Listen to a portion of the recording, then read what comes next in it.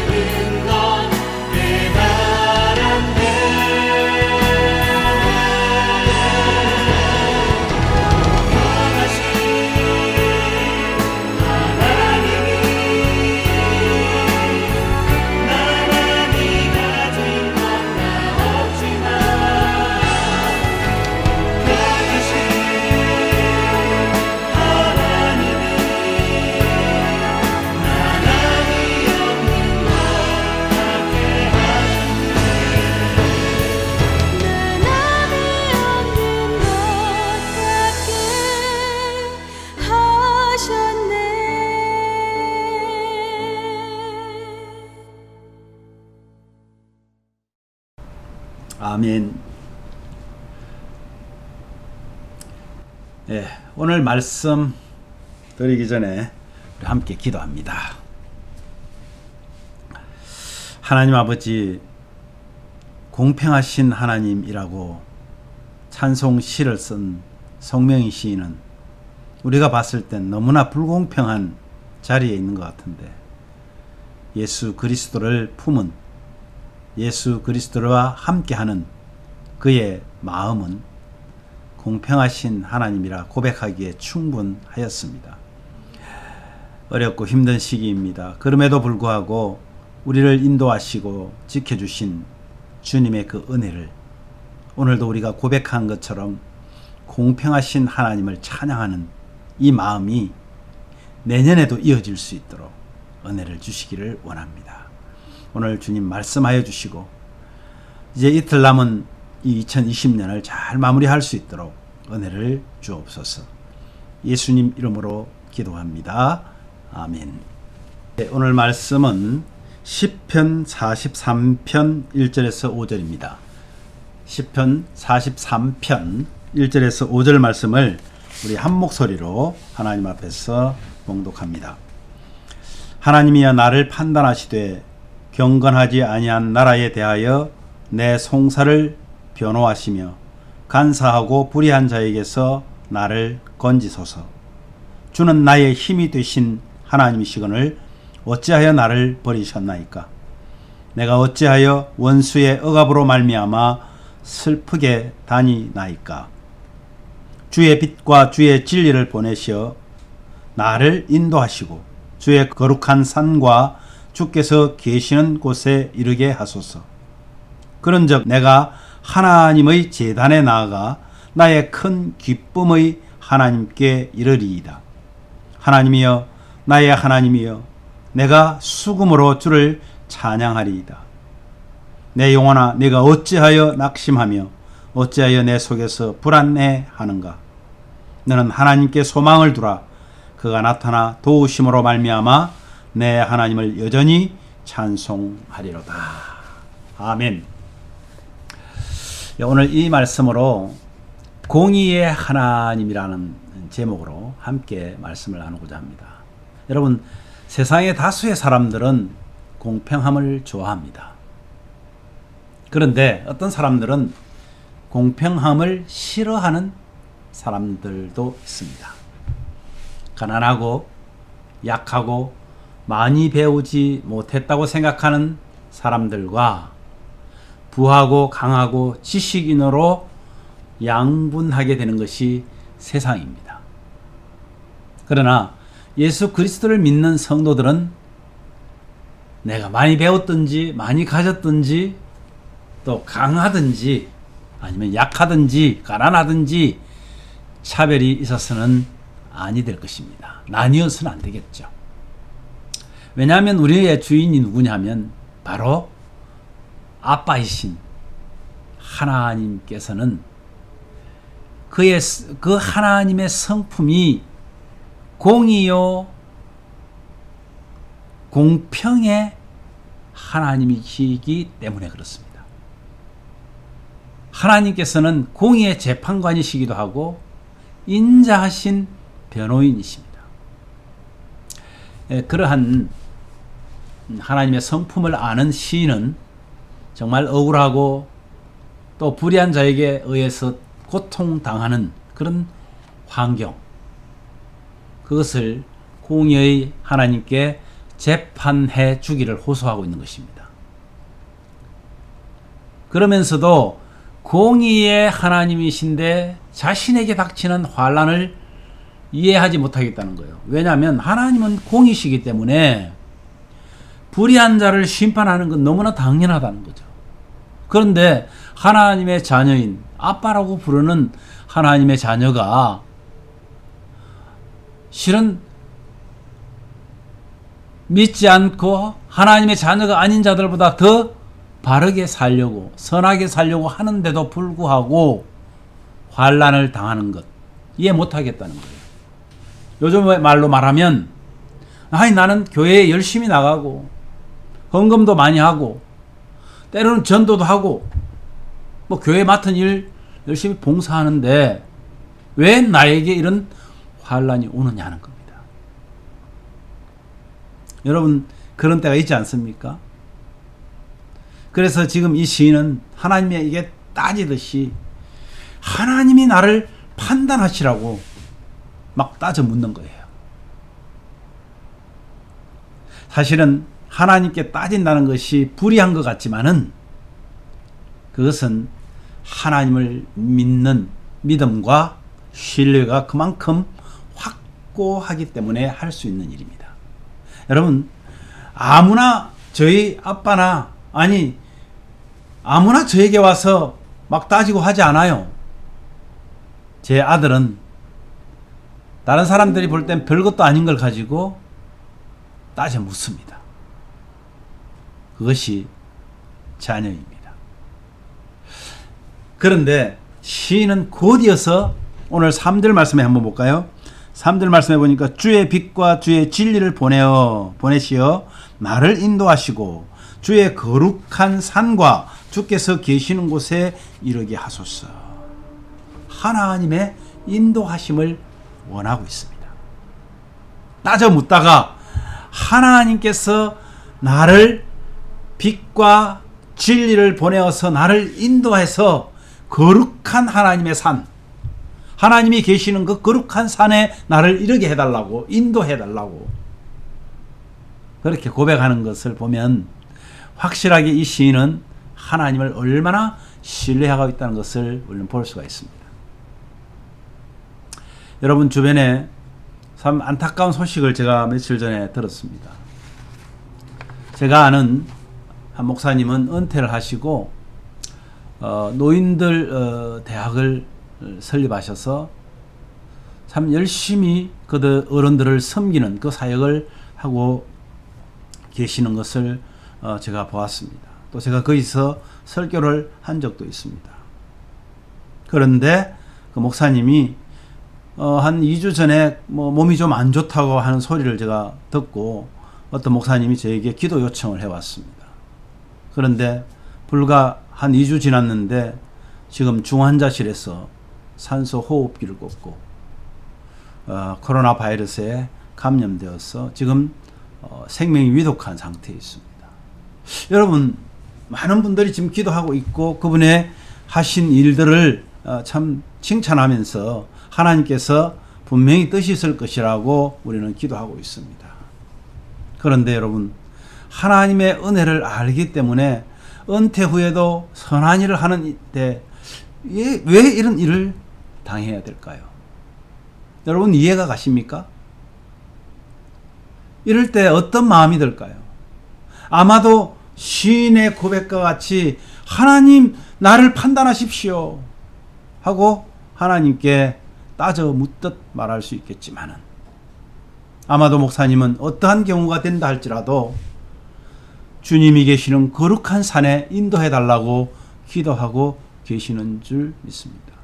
사랑하는 여러분, 이제 시인이 고백한 것과 똑같이 어제 시인이 아마 고백한 것하고 같은 문장이 있습니다. 오늘 5절 말씀인데요.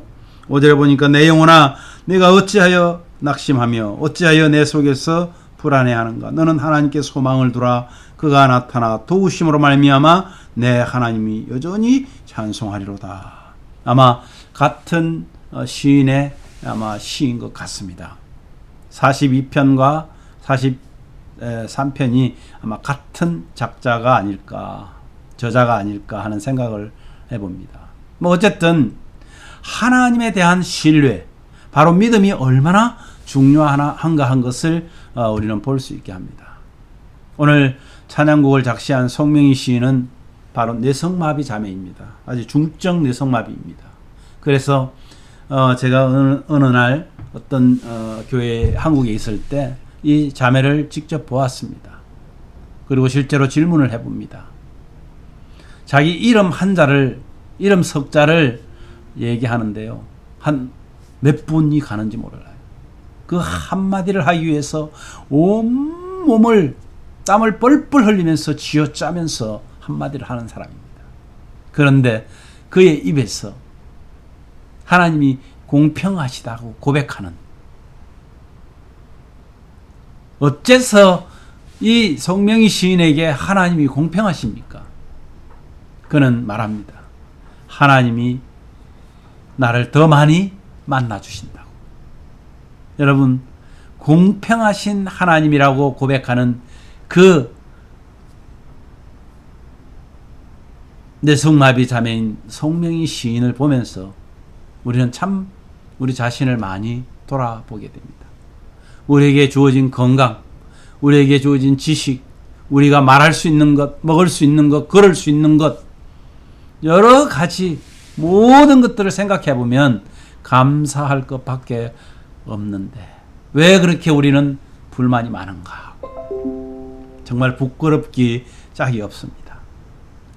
사랑하는 여러분, 2020년 저와 여러분은 하나님을 공평한 하나님이라고 주저할 이유가 없을 것 같습니다. 그죠? 우리는 공평한 하나님이라고 고백하기에 주저하지 말아야 합니다. 그래서 더욱 감사하고 또 감사합니다. 고백하면서 감사의 찬양과 감사의 기도로 하나님을 기쁘시게 하는 바로 오늘이 되시기를 저는 간절히 바랍니다. 아빠이신 하나님이 우리의 신음에도 응답하시는 그 하나님이 오늘도 저와 여러분을 보고 계십니다. 오늘도 저와 여러분을 향해서 귀를 기울이고 계십니다. 오늘 하루 지나온 날들을 생각하면서 하나님께 감사하십시오. 함께 기도를 나누고 싶습니다. 2020년을 돌아보면 힘들고 어려움만 생각날 것입니다. 그러나 그 어려움 속에서 하나님의 공의와 사랑과 자비하심의 은혜가 우리와 함께 하셨음을 고백하십시다. 그리고 감사와 기쁨의 찬양과 기도가 넘치는 오늘 하루가 되게 해달라고 우리 기도합시다. 어려움 속에서도 우리는 찬양합니다. 나보다 더 어려운 형제들을 돌아보면서 하나님께서 주신 그 은혜를 우리는 기대하는 성숙한 성도가 되기를 원합니다. 오히려 우리를 돌아보는 계기가 되어서 좀 더 성숙한, 좀 더 나아진 그런 성화된 저와 여러분이 2021년을 맞이하시기를 바랍니다. 우리 예심교회 성도들 가정에 하나님을 찬송하고 기도하고 말씀 안에 거함으로써 주님이 오실을 기대하고 또 사랑하는 2020년을 잘 마무리하고 2021년 새해를 계획하는 그런 지혜를 하나님께 허락해 주시기를 우리 함께 기도합시다.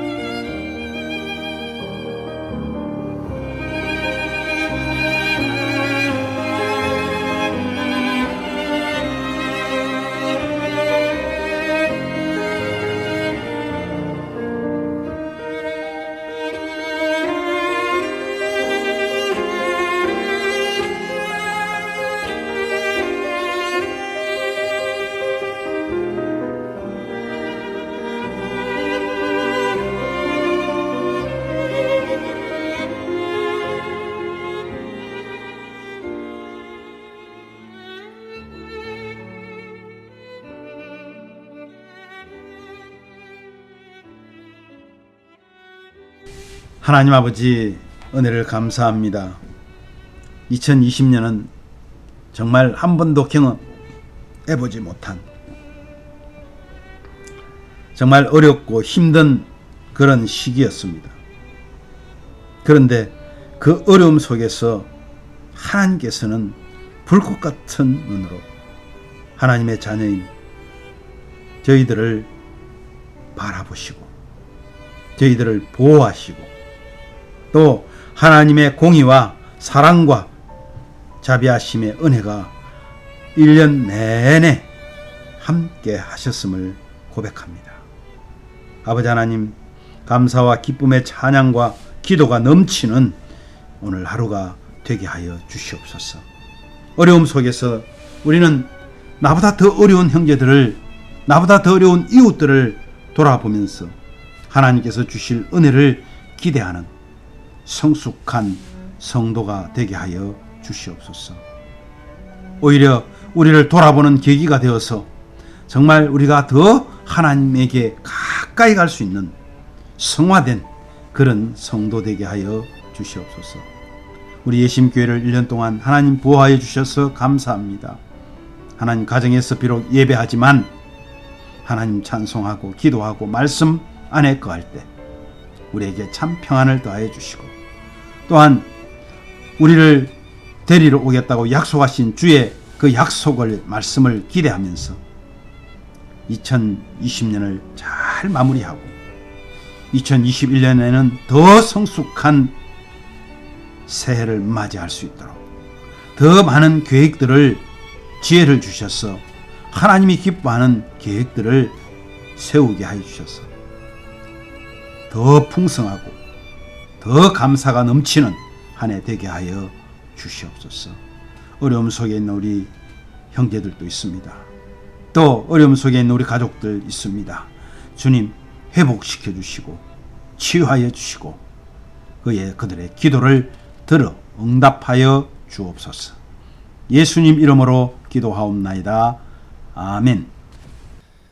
하늘에 계신 우리 아버지여, 이름이 거룩히 여김을 받으시오며 나라의 마옵시며 뜻이 하늘에서 이룬 것 같이 땅에서도 이루어지이다.